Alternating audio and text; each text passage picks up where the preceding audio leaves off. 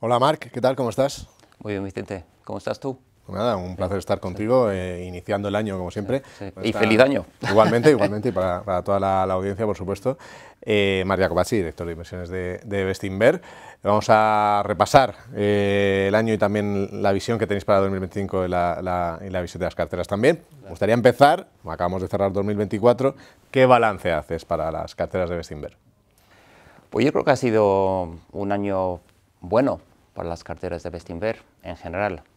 No tan bueno como el año 2023, donde los mercados financieros venían desde un nivel mucho más deprimido a finales de 2022. Pero si quitamos nuestro fondo de Latinoamérica, que invierte en una región muy penalizada por la subida de tipos en Estados Unidos, la fortaleza del dólar y algunos problemas políticos y económicos en países claves como Brasil y México, todo el resto de nuestras estrategias han tenido una rentabilidad positiva y muchos de doble dígito o de muy cercano a ello.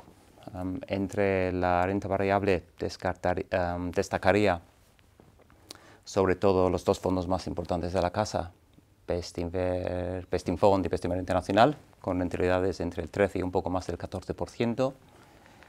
Bestinver Consumo Global, con una rentabilidad del 19%. Y por último, Bestinver Norteamérica, que es un fondo que acaba de cumplir 2 años. Tenemos ya más de 200 millones gestionados y más de 2.500 partícipes, que ha tenido una rentabilidad de un poco más del 23%. Y no quiero olvidar nuestros fondos de renta fija, que se habla menos de ellos en general, pero han tenido un año excelente.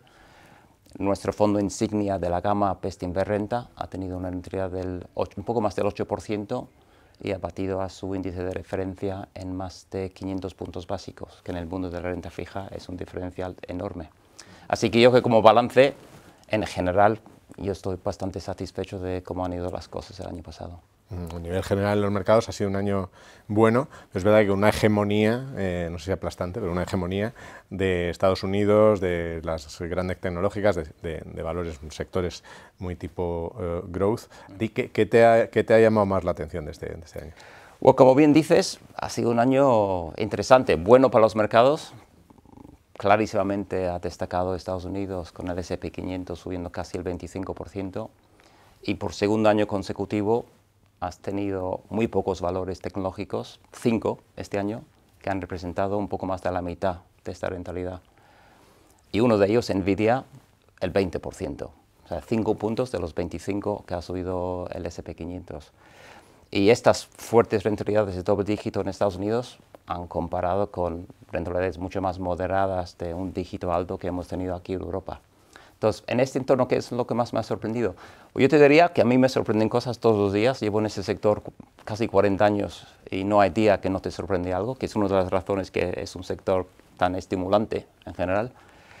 Pero lo que noto yo en los mercados de hoy en día es que cambian de opinión con una rapidez increíble. Descuentan el último dato en adelante para siempre sin pensar o razonar si eso de verdad tiene sentido. No tener en cuenta la valoración casi para nada. Esta idea de todo es o blanco y negro, cuando yo creo que todos sabemos que en la vida real hay muchos grises. Entonces, ¿qué te diría para darte algunos ejemplos? Por ejemplo, a nivel económico, la opinión sobre los tipos en Estados Unidos ha cambiado por completo 4 veces en un año. O sea, si te acuerdas, hace un año se esperaban 7 caídas de tipos, cuando yo creo que era bastante evidente, hasta para nosotros aquí desde Madrid, que la economía ni iba tan mal, ni la inflación iba a bajar tan rápido para justificar eso. 3 meses más tarde se esperaba un recorte de tipos. En julio, después de un dato de empleo muy malo, volvemos a 7. Y ahora estamos aquí a principios del año 25 y solo se espera una caída más en este año 2025. En cuanto a los mercados, te diría que la gran dispersión que hay de rentabilidad entre empresas grandes y pequeñas, ciertas regiones geográficas y otras, ciertos sectores y otras. Por ejemplo, hemos hablado ya de Estados Unidos, donde 5 valores han representado la mitad de la rentabilidad del índice, pero eso no solo ha sido un fenómeno americano, lo hemos visto en Europa también. Yo creo que aquí en España 7 valores han representado el 100% de la renta del IBEX. En Alemania un valor, SAP, ha representado más del 40% de la renta del índice DAX alemán. También hemos visto, sobre todo en la última parte del año, desde que el mercado empezó a pensar que Trump iba a ganar las elecciones, como hemos visto esa idea de todo es bueno, buenísimo para Estados Unidos y malo, malísimo para Europa. Y esto ha llevado a la bolsa europea a tener el peor año en 25 de rentabilidad relativa a Estados Unidos. Y esto ha empujado el descuento de valoración de Europa, que siempre ha estado entre un 10-20%, a nivel más alto de su historia, que está en un 40% ahora. Y esto, que no hay que olvidar que las empresas europeas tienen casi el 26% de sus ingresos en Estados Unidos, es decir, que muchas empresas se benefician de lo bien que va la economía americana, pero no lo ves en muchos casos descontado en las valoraciones. Marc, pero ¿cuánto cambia esto la gestión? Porque claro, al final acabamos teniendo una economía fuerte, con un crecimiento fuerte de los beneficios empresariales, pero con unas valoraciones exigentes como es la estadounidense, y en el otro lado tenemos a Europa, donde la visión, donde la economía pues tiene un crecimiento más anémico, donde los crecimientos de los beneficios empresariales también más modestos, valoraciones más atractivas. Pero claro, ¿cómo se gestiona eso? Con dificultad. Bueno, yo te diría que nosotros como inversores en valor construimos nuestras carteras basados en un análisis detallado, muy exhaustivo de las empresas, de sus equipos directivos, de los sectores donde operan, y no por un crecimiento económico regional, ¿no? Entonces, con esto te quiero decir que eso no quiere decir que no hablamos ni miramos la economía, lo discutimos muchísimo internamente, y muchas veces es clave para entender los movimientos a corto plazo de las bolsas. Pero nunca vamos a tener más o menos peso en una región u otra simplemente por un crecimiento económico. Va a ser por las oportunidades de inversión que encontramos basado en nuestro análisis y donde la valoración es un pilar importante. Lo que sí te puedo decir es que en este momento tenemos alrededor de un tercio de nuestra cartera internacional en Estados Unidos. Eso es bastante por debajo de lo que representa Estados Unidos en el índice MSCI World, que es como un 70, más o menos. Y el resto, 2/3, los tenemos en Europa. Pero también es verdad que eso no te dice todo, porque muchas de nuestras empresas europeas tienen una gran parte de sus ingresos en Estados Unidos. Empresas como las cementeras Holcim y Heidelberg Cement, la empresa de coches Stellantis, la empresa de alquiler de maquinaria Ashtead y muchos más. Y estas empresas todos tienen sus ingresos vía filiales locales, es decir, que no les afecta posibles tarifas que pueden venir. Y lo que sí vemos es que estos negocios en Estados Unidos, en las capitalizaciones bursátiles de las empresas europeas, están muy infravaloradas, están con unas valoraciones muy por debajo de empresas parecidas que cotizan en Estados Unidos. Entonces nos parece una manera más interesante de invertir en el posible crecimiento económico en Estados Unidos durante los próximos años. Y luego, en cuanto a las nuevas ideas de inversión o nuestra lista de la compra, te diría que más o menos tenemos la mitad de ideas entre las dos regiones, que parece un poco contraintuitivo, yendo a tu pregunta, que es sabiendo que Europa lo ha hecho mucho peor, como he comentado yo, y la valoración parece más exigente en Estados Unidos. Pero eso tiene que ver con la gran dispersión de rentabilidad que ha habido entre Europa y USA, pero también ha ido dentro de Estados Unidos mucha dispersión de rentabilidad. Hay muchas empresas y sectores deprimidísimas en Estados Unidos y estamos empezando a encontrar bastantes oportunidades interesantes en Estados Unidos también. Entonces va por empresas, no tanto por la zona, pero hay dispersión de rentabilidad en todos los mercados del mundo. ¿Y cómo dependientes vais a estar ahí de las normas que vaya aprobando la administración Trump, que toma posesión ya mismo? Porque claro, ya no es el nivel político, sino que hay muchas de esas decisiones que podrían afectar a las cuentas de resultados, por tanto a las valoraciones, ¿no? Sí. Sí, pues se podría estar hablando de Trump y posibles anuncios horas. Yo te diría que vamos a tener que estar muy atentos porque clarísimamente va a generar volatilidad en los mercados y vamos a tener que estar atentos para poder aprovechar esta volatilidad para mejorar el potencial de nuestras carteras. También es posible que algún anuncio suyo nos haga cuestionar la tesis de inversión de alguna empresa que tenemos en nuestras carteras. Entonces, sin duda vamos a estar muy atentos como todo el mundo. Dicho esto, en mi opinión personal, yo creo que en política económica Trump va a tener que ser más pragmático de lo que mucha gente piensa, o por lo menos de lo que él dice. Scott Bessent, su nuevo secretario del Tesoro, que es nuestro equivalente del ministro de Economía, es una persona muy respetada, de alto prestigio en el sector financiero, entiende perfectamente cómo funcionan los mercados financieros. Y yo creo que él sabe, y todo su equipo económico sabe, que van a tener que tener mucho cuidado en Estados Unidos durante los próximos años con la inflación y con el déficit público, si no quieren generar repercusiones negativas en la renta fija americana a largo plazo.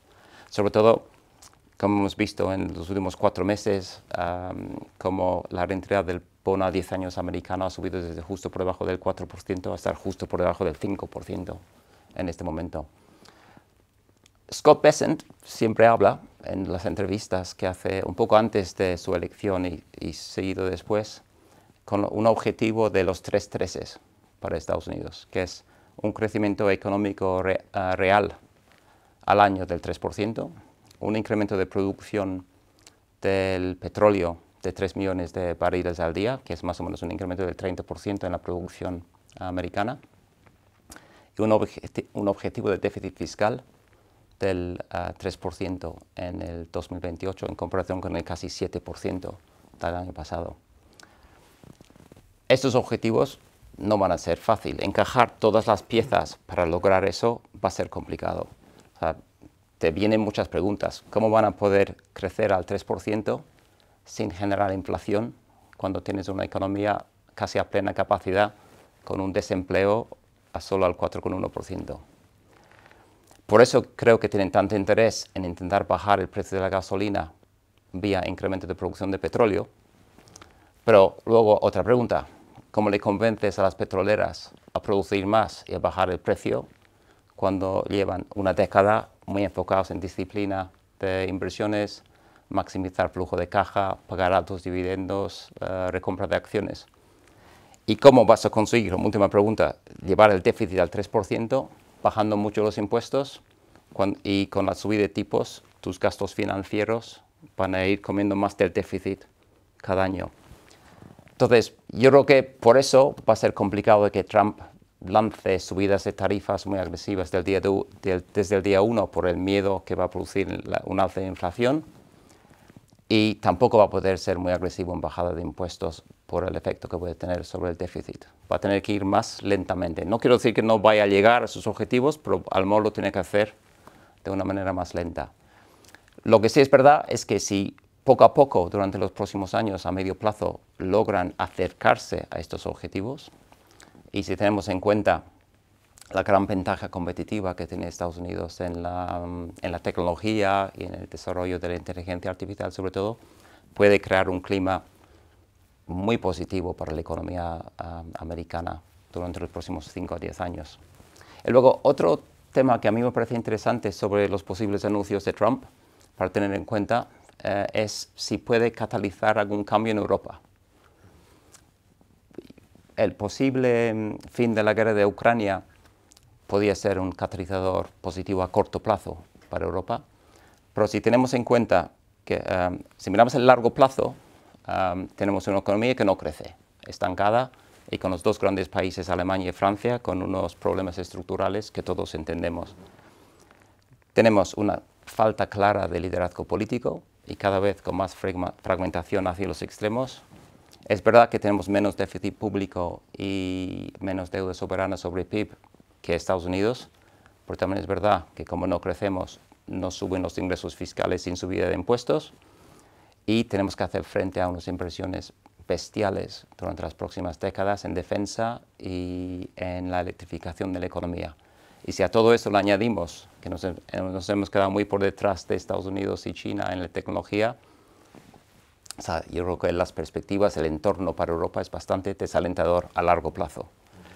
Dicho esto, si los anuncios de Trump nos obligan a coger el toro por los cuernos y empezar a pensar, solo pensar en desarrollar una parte del plan Draghi que se presentó el año pasado, o sea, puede ser un catalizador muy positivo para la economía europea y para las bolsas europeas que están muy deprimidas. Pero para eso yo creo que se va a necesitar un liderazgo político, que es difícil verlo. O sea, yo no quiero ser optimista ni sonar demasiado optimista porque hoy es difícil verlo. Pero para eso yo creo que va a ser muy importante también las elecciones alemanas el 23 de febrero. Y si de ahí sale un liderazgo lo suficientemente potente para empujar reformas estructurales en Europa que necesitamos para ser más competitivos y crecer más, hoy a lo mejor lo que parecía que la llegada de Trump es malísimo para Europa, a lo mejor no es tan malo. Eso yo creo que es un tema que vamos a ver durante el año 2025. Vemos ese cambio que tanto nos cuesta ver, ¿no? Por la estructura de Europa. Otro cambio a mí me cuesta ver, que te voy a preguntar, en la conferencia de inversores hablabais del dominio del mercado por la gestión pasiva, ¿no? El dominio de flujos fuerte y de las narrativas, ¿no? Asociadas también a esa parte de los flujos. Claro, yo veo que esa tendencia es muy fuerte en flujos.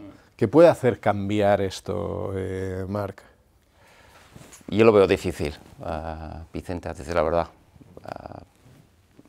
Es que es una tendencia que llevamos viendo desde hace 25 o 30 años. Es verdad que se ha acelerado muchísimo en la última década y ya estamos que en Estados Unidos la gestión pasiva representa el 60% o un poco más de los activos gestionados. Supongo, parará cuando llega al 100, no sé. Dicho esto, como dijo Tomás en nuestra conferencia anual, vemos a la gestión pasiva como un aliado inesperado para nosotros, porque como produce unos movimientos tan fuertes para arriba y para abajo en las cotizaciones de muchas empresas todos los días, basados en noticias empresariales y económicas que van saliendo, sin ningún análisis sobre las perspectivas a largo plazo de esas empresas o de su valoración. O sea, es una gran oportunidad para nosotros para aplicar nuestros conocimientos, experiencia y análisis y aprovechar estos movimientos sin sentido en muchas veces en las cotizaciones y mejorar el potencial de nuestras carteras. Entonces, nosotros lo hablamos mucho internamente y dices, ¿qué lo puede hacer parar? Y es complicado ver lo que va a hacer parar, pero para nosotros casi bienvenido sea. Cuanto más gestión pasiva, en realidad nos está ayudando a mejorar la renta futura de nuestras carteras para nuestros partícipes. Entonces, cuanto más, mejor. Marc, hay una narrativa con mucha realidad, que es la inteligencia artificial, ¿no? El cambio que supone la inteligencia artificial. Hemos visto este año muchas de las grandes compañías, como Nvidia, que mencionabas antes, beneficiándose de ello. También hay mucha gente que empieza a poner en duda que si esas grandes inversiones que se están realizando se van a trasladar realmente o no a ingresos, que de momento se ha visto muy poco efecto de que eso se transforme en ingresos de las compañías. ¿Cuál es vuestra visión aquí? Pues yo te diría que estamos muy al inicio de la fase de estas grandes inversiones, ¿no? Llevamos 2 años, el 2023 y el 2024, y es un poco temprano para saber si estas inversiones de verdad van a ser muy rentables. Aunque puedo entender que haya gente que empieza a dudar sobre esas rentabilidades, teniendo en cuenta sobre todo que muchas de esas acciones han subido exponencialmente en bolsa, las grandes tecnológicas, Nvidia, Broadcom, y no solo ellas, también todas las empresas que están expuestas a la cadena de valor de la construcción de centros de datos. Y yo creo que una cosa es dudar si estas acciones a lo mejor han subido demasiado o demasiado rápido en comparación con posibles futuras rentabilidades. Como he dicho antes, es imposible saberlo ahora, lo sabremos más en 3-4 años. Pero otra cosa es dudar si la inteligencia artificial va a tener un efecto positivo en los beneficios de las empresas y en la economía en su conjunto. Nosotros sí que lo creemos y creemos como casa que gran parte de esas inversiones, seguramente no todas, porque habrá inversiones que la tecnología simplemente como mejora hará que algunas no valen para nada, pero creemos que muchas de estas inversiones sí que van a ser rentables. Creemos que poco a poco se van a ir permeando hacia muchos distintos sectores de la economía y que van a tener un impacto muy positivo sobre el crecimiento de la productividad en las grandes economías del mundo.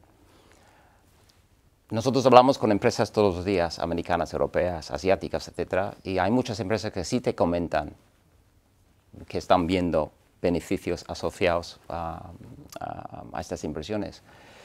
Tienes empresas como Meta, por ejemplo, que como bien sabes, somos inversores desde hace 4 años. Ellos dicen que su algoritmo de publicidad mejora el coste de adquisición de nuevos clientes por parte de sus anunciantes entre un 20 y un 30%. Nosotros estimamos que esto mejora su incremento de ventas anuales entre un 3 y un 5%. Es bastante significativo y es una de las razones, no la única, es una de las razones porque las acciones de Meta lo han hecho muy bien en los últimos 2 años. Podemos hablar también de cómo la inteligencia artificial está mejorando toda la tecnología del coche autónomo, y hasta tal punto que en ciertas ciudades en Estados Unidos como San Francisco, el coche autónomo de Google Waymo está creciendo muchísimo más que servicios de taxis más tradicionales como Uber o Lyft.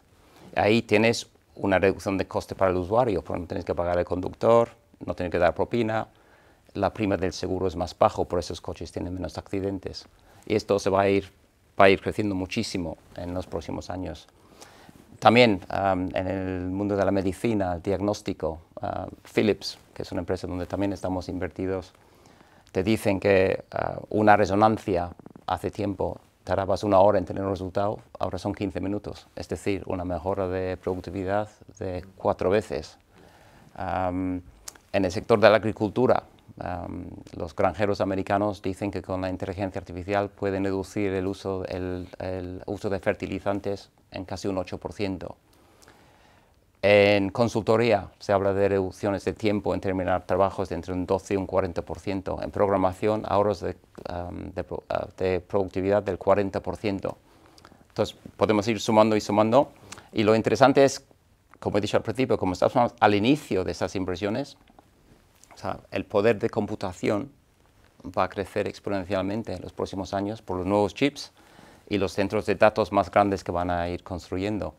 Así que todas estas mejoras se van a multiplicar por 2, 3, 4, 5, o no sé cuántas veces durante los próximos 4 o 5 años. Y nosotros sí creemos que esto va a ser muy positivo para muchas empresas, para muchos sectores y para la economía en su conjunto a medio y largo plazo. Decías antes que, hablando de grandes perspectivas económicas, no he dicho nada de China, pero ahora cuando comentabas que charláis también con empresas asiáticas, también con muchas europeas que tienen exposición a Asia, ¿cómo valoráis ahí la situación de crecimiento y de la economía china, ¿no? Porque están dos lados la gente que dice ha habido estímulos, esos estímulos tienen que dar resultados, y hay otros que dicen que no tanto, que no les convencen. Claro, eso, ¿cómo lo trasladáis vosotros a la valoración de las compañías? Es una pregunta interesante, porque todos los días recibes comentarios sobre estos posibles estímulos. Yo te diría que no hay duda que el consumidor chino lleva en formato ahorro varios años. Eso se ve en la tasa de ahorro de la economía china, que es la más alta del mundo desde hace varios años. Y es debido a la debilidad del sector de la vivienda, con caídas muy importantes que hemos visto en precios y en actividad en los últimos años. Y yo creo también a cierta desconfianza de la población china hacia sus dirigentes desde el COVID. Yo creo que ha afectado algo esto también. Es verdad que el gobierno chino ha anunciado varias medidas monetarias, sobre todo para algunos también fiscales, para intentar estimular a la economía durante este año pasado, pero nada lo suficientemente potente para de verdad cambiar ese nivel de desconfianza para que la gente empiece a gastar más.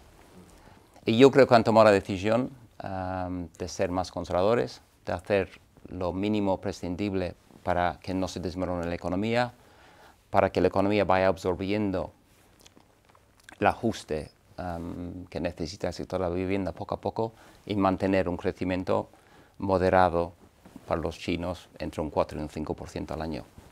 Es imposible saber si van a anunciar un estímulo más potente. Yo lo dudo personalmente. Yo creo que van a mantener esta política conservadora. También me puedo equivocar por completo, pero es lo que pienso. Pero entonces, para nosotros, si ya pensamos eso, la clave es intentar entender qué asunciones están metidas en las estimaciones de beneficios para el negocio chino de las empresas y qué está descontado en las valoraciones de las empresas. Te puedo decir que nosotros en general somos conservadores en todas las empresas cuando hacemos nuestros números, da igual China, Europa, USA en general, pero con el negocio chino todavía más, viendo la situación. Y yo creo que en general, no fue el caso hace un año y medio, 2, pero yo creo que en general ahora hay muy poco optimismo sobre las perspectivas de China en los próximos años. Yo creo que hay una cautela realista, diría yo, de más o menos todas las empresas que operan en China, de los analistas que siguen empresas chinas y en nuestro caso también. Y creemos que es realista esto. Renta fija, claro, el año pasado fue bueno, antes has comentado, mucho mejor para los fondos de Bestinver que para el mercado de renta fija, pero es verdad que en el mercado de renta fija no fue tan boyante como pues, si nos fuéramos hace un año las perspectivas de las grandes firmas decían, ¿no? ¿Qué expectativas tenéis un poco para eso, para las carteras de renta fija este año? Sí, yo creo que es una buena pregunta, porque es verdad que en Estados Unidos, sobre todo, los tipos han caído mucho menos de lo que se esperaba hace un año por la fortaleza de la economía y cierto estancamiento en la caída de la inflación en la última parte del año. Pero yo creo que en Europa los tipos han caído más o menos en línea con unas expectativas razonables hace un año y se sigue esperando que vayan a caer más en este año 2025 hacia el 2%. Nuestras carteras lo han hecho muy bien porque se han beneficiado de esta caída de tipos en Europa y también por una muy buena gestión activa. Por eso lo hemos hecho, como bien dices, mucho mejor que la media de mercado. Y he hablado antes de Bestinver Renta, que lo he hecho muy bien, pero otro fondo de la casa que tenemos, Bestinver Deuda Corporativa, ha tenido una rentabilidad del 12%, que es excepcional, y ha batido a su índice en más de 400 puntos básicos. Entonces, ¿qué podemos esperar después de un año tan bueno? De hecho, 2 años muy buenos para la renta fija, por lo menos para nuestros fondos. Nosotros estimamos que la TIR, o rentabilidad anual esperada, de Bestinver corto plazo, que es nuestro fondo más conservador, está en este momento en el 3.1% a 12 meses. En Bestinver Renta tenemos una TIR de un poco más del 4% al año a 4 años, y en Bestinver Deuda Corporativa de un poco más del 5,5% a 3 años. A 3 años. Es verdad que estos TIRs están por debajo de lo que había hace un año o hace 2 en estos fondos, obviamente porque han bajado los tipos de interés y los fondos han tenido una rentabilidad excelente en este periodo, pero en mi opinión siguen siendo rentabilidades atractivas para el inversor más conservador porque baten ampliamente a la inflación, una inflación en Europa que debería estar alrededor del 2%, un poco más, un poco menos, durante los próximos años. Para terminar, a modo resumen, ¿qué deberían esperar los inversores de Bestinver para 2025, que es el año que hemos empezado, bueno, y los próximos años? Oye, con la renta fija ya lo hemos contestado un poco. En cuanto a renta variable, es difícil hacer pronósticos a tan corto plazo, 25, cuando nosotros estamos invirtiendo a 4 o 5 años o más, ¿no? Pero, ¿qué te puedo decir? Primero, que el mercado americano ha subido 2 años seguidos más del 20%. Esto solo ha pasado 4 otras veces en toda la historia. 2 veces en la década de los años 30, una vez en la década de los años 50 y una vez en la década de los años 90. Las primeras 3 veces, luego hubo una caída de doble dígito el año siguiente. En la década de los 90 no solo no hubo caída de doble dígito, hubo subidas 2 años seguidos muy fuertes de doble dígito. En mi opinión, el momento actual se parece más a la década de los 90 que a los anteriores, con cambios, diferencias, como siempre. Y si tenemos en cuenta que la economía global está creciendo alrededor del 3%, que la inflación está más o menos controlada y bajando en muchos sitios, y que los tipos de interés están bajando en un 70% de los países más importantes del mundo, o sea, yo creo que es un entorno razonablemente positivo para las bolsas en su conjunto, aunque con volatilidad, como siempre. ¿Qué te voy a decir de nuestras carteras? Yo tengo mucha confianza en nuestras carteras. Tenemos unas carteras muy robustas, equilibradas. Lo repetimos muchas veces, ¿no? Pero que están llenas de empresas líderes en muchos distintos sectores de la economía, empresas lideradas por equipos directivos de primer nivel, tienen balances muy sólidos, muchas de nuestras empresas tienen caja neta, esto les da la opcionalidad de invertir para crecer y a la vez recomprar y amortizar sus acciones cuando están baratas, y tenemos casi el 70% de nuestra cartera internacional recomprando y amortizando acciones en este momento. Yo creo que te dice algo sobre la valoración de nuestra cartera. Tomás presentó en la conferencia anual una tabla con nuestras estimaciones, que como te he dicho antes, en general intentamos ser muy conservadores, donde esperamos que los beneficios y flujo de caja de nuestra cartera internacional crezcan muy por encima de la media del mercado, y a la vez nuestras empresas cotizan con una valoración que es un descuento de alrededor del 50% contra la media de los mercados más importantes. Entonces, yo creo que esta combinación de empresas de alta calidad que crecen más que el mercado, pero tienen una valoración muy por debajo, yo creo que es una combinación que va a dar muchas alegrías a nuestros partícipes, y yo tengo mucha confianza que vamos a conseguir nuestro objetivo aquí en Bestinver, que es que nuestros partícipes tengan rentabilidades atractivas de doble dígito al año a largo plazo. Y con la cartera que tenemos tengo mucha confianza en que lo vamos a conseguir. Bueno, lo iremos siguiendo y lo iremos comentando en estas entrevistas con el equipo de gestión. Sí. Así que nada, muchísimas gracias por tu tiempo, Marc, por compartir tu visión también. Gracias a ti, Vicente. Muchas gracias.